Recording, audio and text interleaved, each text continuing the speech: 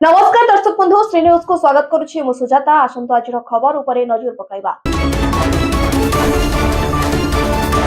गंजाम जिला भंजनगर थाना अंतर्गत सारदुल ग्रामर गत रात्रि चोरी सन्देह रे ग्रामवासी जड़े युवक को विद्युत खुंटरे बांधि निर्धूम पिटिथिले और परे सकाळे गुरुतर युवक को भंजनगर पुलिस को हस्तांतर करथिले, किंतु परवर्ती समय युवक जनक मृत्यु होइतिला। ए संक्रांत रे गंजाम एसपी निर्देश क्रमे भंजनगर थाना अधिकारी घटना को गुरुतर सह नहीं सारदोल ग्रामर 30 रु ऊर्ध्व पुरुष महिला को थाना को आनी।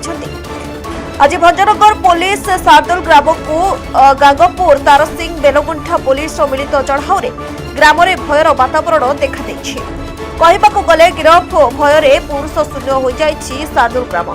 सूचना जोग्य जे गत राति किछि व्यक्ति चोरी उद्देश्य गाँ को आसिथिले और चोरी समय शब्द हेबारु गाँ लोके उठी पड़िथिले और सही समय कंधमाल जिला कुरुमुंगिया ग्रामर बारधर प्रधान को लोके काबू करथिले, किंतु अन्य माने खसी पळाइथिले। सूचना जोग्य जे जदि व्यक्ति जनक चोरी करुथिले किबा अन्य कोनोसी मंद उद्देश्य रे आसिथिले ताहा पुलिस तदंत करिथांता, किंतु आईन हाथ को नहीं जनक पिटी पिटी मारिदेबा एहा एक अपराध। तेणु भंजनगर पुलिस घटना को गुरुतर सह नहीं तदंत चालू रखिछि और गत राति पिटिबा समयर भाइराल वीडियो को आधार करी तदंत चालू रखिछि।